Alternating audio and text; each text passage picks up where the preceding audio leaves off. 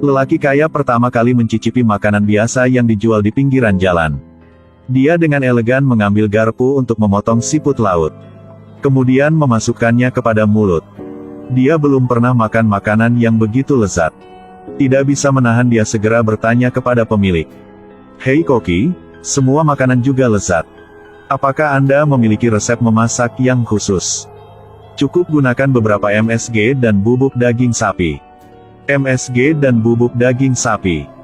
Meskipun dia entah itu apa, tapi dia merasa sangat hebat.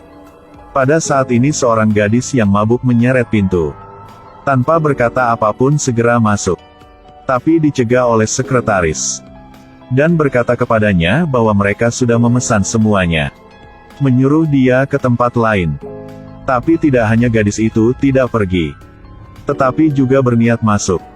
Sekretaris segera mencegah. Tak disangka gadis ini memiliki kekuatan luar biasa sejak kecil. Hanya mendorong secara lembut. Pria itu sudah dijatuh ke tanah. Tindakan ini membuat Matan tergencang. Selanjutnya gadis itu segera duduk di depan.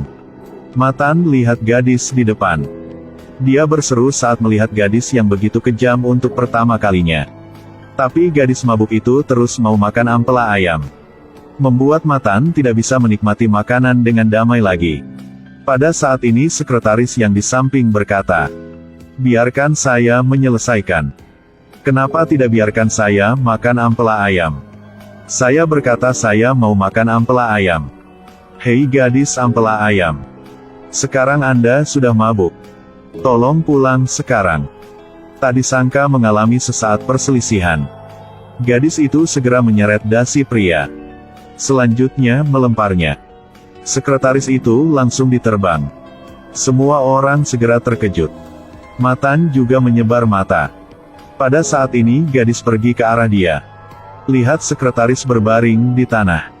Matan takut sampai tubuhnya gemetar. Dia mengangkat meja dan bersembunyi. Seperti anjing bertemu harimau. Gadis melihatnya sehingga menyeret meja itu. Selanjutnya berlutut dan menatap Mentan seperti menatap mangsa. "Jangan dekati saya. Jangan ke sini." Gadis semakin dekat. Matan meniup ke arah dia. Tanpa diduga, gadis itu bisa mencium aroma kuat ampela ayam. Oleh gunaan alkohol, dia melihat bibir Matan. Seperti ampela ayam yang lezat. Ampela ayam. "Hei." Jadi semakin dekat dia. Waktu yang mendesak. Matan dengan satu tangan mengambil sepotong ampela ayam dan memasukkannya ke dalam mulutnya. Akhirnya dia mengunyah pelan-pelan. Setelah makan ampela ayam, dia puas dan jatuh ke tanah. Dan Matan duduk di tanah lama lalu sadar kembali. Tanpa diduga, gadis itu tiba-tiba duduk untuk menakutinya. Lalu memegang sepatunya dan meninggalkan. Karena Mentan tumbuh di masyarakat yang kaya sejak kecil. Mulai paham dirinya kurang pengetahuan. Untuk menyebar pengetahuan agar bisa mewarisi pekerjasamaan secara baik, dia memutuskan ke sebuah perusahaan kecil. Mengambil status karyawan biasa dari level rendah ke atas. Pikiran ini membuat ayahnya takut. Dia menasehati anaknya bekerja di pekerjasamaan. Tidak perlu menjadi karyawan tingkat rendah yang menyiksa diri sendiri. "Kamu sudah mendapat 10 juta. Kalau ada di sampingku untuk belajar, akan tidak ada masalah." Tapi anak masih mau belajar lagi. Masih bertahan dengan pikirannya. Sang ayah hanya bisa setuju. Karena mempercayai bahwa dia menahan kemiskinan di luar. Dia akan sadar kembali. Keesokan harinya Matan pergi ke tempat kerja dengan pesawat pribadi. Lalu muncul dengan cara yang khusus. Parasut menuruni tangga perusahaan kecil yang tidak terlalu besar ini. Dia bersumpah memutuskan menghapuskan semua posisi. Mau mulai dari awal di sini. Tidak ada siapapun membantu. Sebuah langkah besar menuju kemerdekaan sejati. Hasilnya, Tuan baik Matan. Karyawan baru akan datang pada beberapa hari kemudian. Kenapa?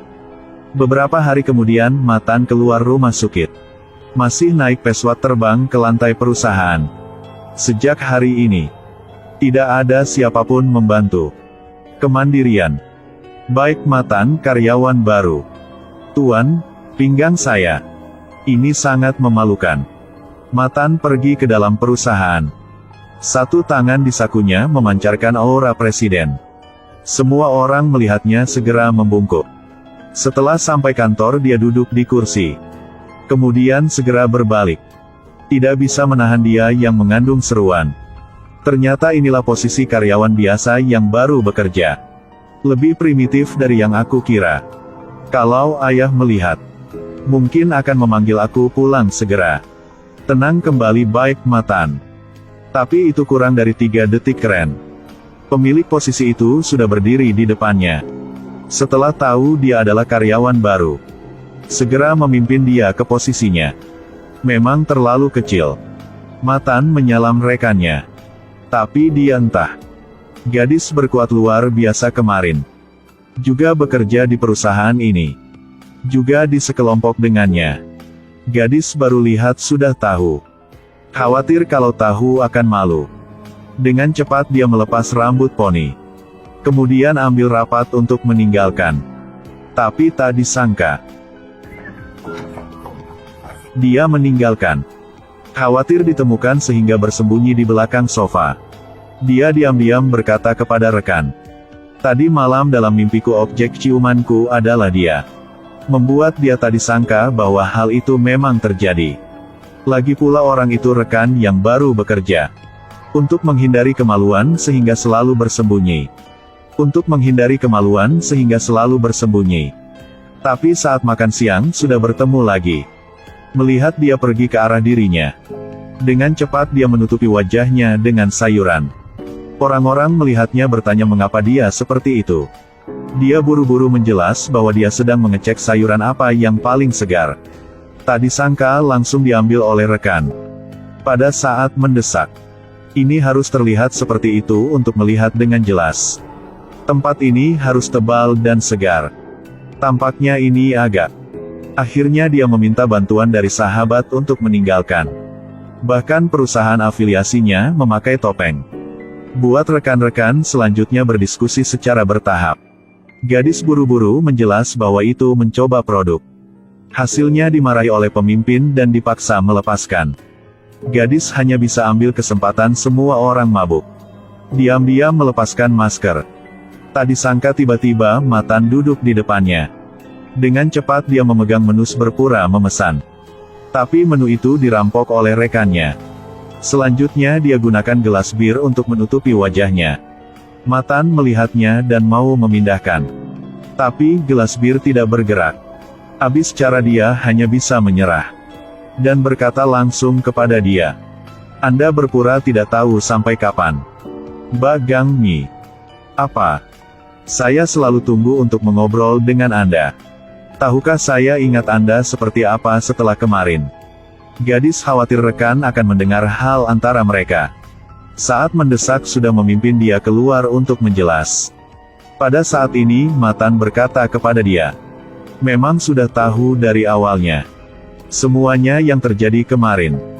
Dia ingat jelas. Gadis setelah ingat semuanya yang terjadi kemarin. Segera berpura tidak ingat. Tak disangka Matan tahu dia akan berkata seperti itu. Sehingga mengeluarkan surat kepada dia. Saya sudah menulis surat untuk menjelaskan pikiran saya. Berharap Anda membaca surat ini dengan hati-hati. Setelah gadis melihat surat ini, segera berkata kepada dia dengan malu. Saya akan membaca setelah pulang. Besok akan menjawab, kan? Baik, kalau bisa ayo menjawab secepat-cepatnya. Setelah itu gadis meninggalkan dengan malu. Tak disangka Matan mengikuti di belakang. Lalu dengan sopan membuka pintu untuknya. Saya akan tunggu jawaban dari Anda. Pada saat ini gadis melihat dia. Merasa kecintaannya akan datang.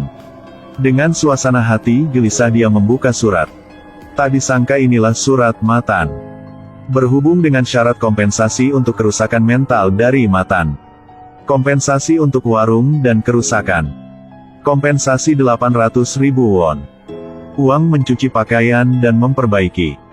Kompensasi 5,2 juta won. Pada saat ini gadis sedih tanpa berhenti. Sopir melihatnya melalui kaca spion. Baik hati mendukung dia. Kalau saya mencoba akan membesarkan masalah. Kekuatan saya terlalu besar. Kekuatan saya terlalu besar sehingga masalah terjadi. Akhirnya untuk membayar dia harus bekerja di rumah kakak. Tak disangka hubungan mereka dengan cepat ditemukan oleh Matan dan disalah paham. Matan kamu. Ibu.